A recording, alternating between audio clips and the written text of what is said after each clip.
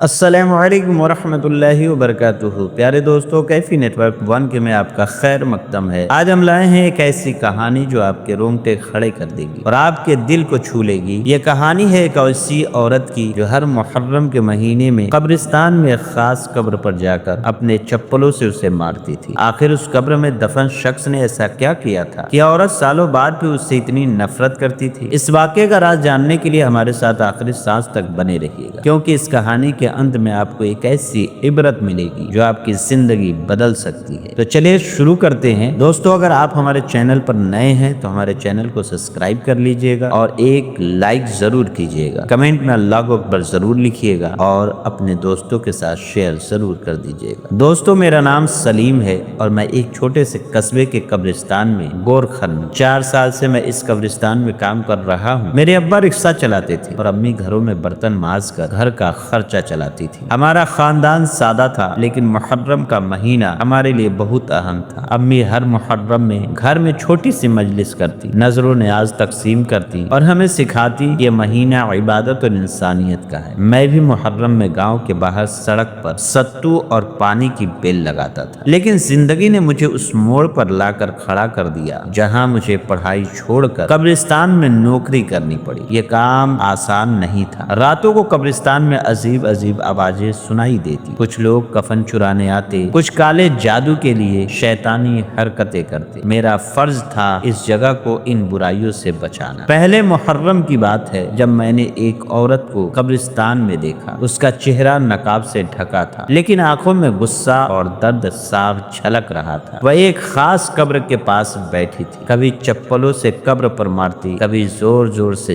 چیختی اور اپنے بال نوچتی۔ میں نے سوچا شاید وہ دیوانی ہے۔ لوگ بھی اسے دیکھ کر توبہ توبہ کرتے، کہتے یہ عورت ہر محرم میں آتی ہے اور اس قبر کو جوتوں سے مارتی ہے۔ میں نے آس پاس کے لوگوں سے پوچھا یہ عورت کون ہے اور یہ قبر کس کی ہے؟ جواب سن کر میرے پیروں تلے زمین کھسک گئی۔ لوگوں نے بتایا کہ قبر میں دفن شخص اس عورت کی ساس تھی۔ یہ سن کر میرا دماغ چکرا گیا۔ آخر ایک بہو اپنی ساس کی قبر پر ایسی بے ادبی کیوں کر رہی تھی؟ کیا گہری نفرت تھی جو مرنے کے بعد بھی ختم نہیں ہوئی؟ میں نے ٹھان لیا کہ مجھے اس راز کو جاننا ہے۔ 4 سال بیت چکے تھے اور اس بار تیسرے محرم کو وہ عورت پھر آئی۔ میں نے اسے پھر وہی حرکت کرتے دیکھا۔ وہ قبر کے پاس بیٹھی تھی، آنکھوں سے آنسو بہ رہے تھے اور وہ بار بار چپلوں سے قبر پر وار کر رہی تھی۔ اس بار میں نے ہمت جٹائی اور اس کے پاس گیا۔ میں نے کہا بیوی، آپ جو کر رہی ہیں یہ غلط ہے۔ مرحوم کو اس طرح تکلیف دینا بڑا گناہ ہے۔ اس نے مجھے خون بھری نظروں سے دیکھا اور بولی تمہیں کیا پتا میرے ساتھ کیا گزری ہے؟ میرے مسئلے میں دخل مت دو، چلے جاؤ۔ اس کا غصہ دیکھ کر میں ایک پل کو ٹھٹک گیا، لیکن میری امی نے سکھایا تھا ہر انسان کے درد کے پیچھے کوئی نہ کوئی کہانی ہوتی ہے۔ میں اس کے پاس بیٹھ گیا اور نرم لہجے میں کہا اگر آپ کی ساس نے آپ کے ساتھ کچھ غلط کیا بھی ہے تو اس محرم کے پاک مہینے میں اسے معاف کر دیجیے۔ اسے عذاب دینے سے آپ کو سکون نہیں ملے گا۔ میری بات سن کر وہ زور سے ہنسی اور بولی سکون؟ میں تو یہی چاہتی ہوں کہ وہ وہی درد سہے جو میں نے سہے، وہی عذاب جھیلے جو اس نے مجھے دیا۔ اس کی باتوں میں اتنا درد تھا کہ میرا دل کانپ گیا۔ میں نے پوچھا آخر کیا ہوا تھا؟ آپ اپنی کہانی مجھے بتائیے۔ وہ تھوڑا رکی، پھر بولی ٹھیک ہے میرے ساتھ میرے گھر چلو، میں تمہیں ساری داستان سناتی ہوں، اس کے بعد تم خود فیصلہ کرنا کہ مجھے کیا کرنا چاہیے۔ میں اس کے ساتھ قبرستان سے تھوڑی دور ایک ٹوٹے پھوٹے مکان میں پہنچا۔ گھر کی حالت زرزر تھی، کچی دیواریں، ٹوٹا پھوٹا آنگن اور پرانا سامان۔ اس نے مجھے ایک ٹوٹی کرسی پر بٹھایا اور چائے لا کر دی۔ میں چائے پیتے ہوئے اس کا چہرہ دیکھتا رہا۔ اس کے کپڑے پھٹے تھے اور چہرے پر اداسی کی گہری پرچھائیاں تھی۔ میں نے پوچھا آپ کے گھر والے کہاں ہیں؟ آپ کے شوہر، بچے؟ وہ پھر ہنسی اور بولی میں اس دنیا میں تنہا ہوں، میرا شوہر اور میرے بیٹے مجھ سے نفرت کرتے ہیں، وہ مجھے چھوڑ کر پردیس چلے گئے اور کبھی میری خبر تک نہیں لی۔ میں حیران تھا۔ میں نے پوچھا ایسا کیوں؟ آپ کے شوہر اور بیٹوں نے آپ کو کیوں چھوڑ دیا؟ اس نے گہری سانس لی اور بولی یہ سب میری ساس کی وجہ سے ہوا۔ اس نے میرے شوہر اور بیٹوں کے دل میں میرے لیے زہر بھر دیا، میری زندگی کو نرک بنا دیا۔ اس نے اپنی کہانی شروع کی۔ اس کا نام نسیمہ تھا، وہ ایک غریب خاندان کی بیٹی تھی۔ اس کے ماں باپ کی 5 بیٹیاں تھیں اور وہ ہمیشہ ایک بیٹے کی خواہش رکھتے تھے۔ نسیمہ کی امی محرم میں خاص عبادتیں کرتی تھی، منتیں مانگتی تھی کہ اللہ انہیں بیٹا دے۔ نسیمہ اور اس کی بہن بھی محرم کو بڑے احترام سے مناتی تھی، روزے رکھتی، نفل پڑھتی اور ذکر میں مشغول رہتی۔ جب نسیمہ کی شادی ہوئی تو اسے لگا کہ اس کی زندگی خوشحال ہوگی۔ اس کا شوہر اکلوتا تھا اور گھر میں صرف اس کی ساس تھی، لیکن شادی کے بعد اس کی زندگی جہنم بن گئی۔ اس کی ساس کو اس کا عبادت کرنا، خاص کر محرم میں روزے رکھنا اور نفل پڑھنا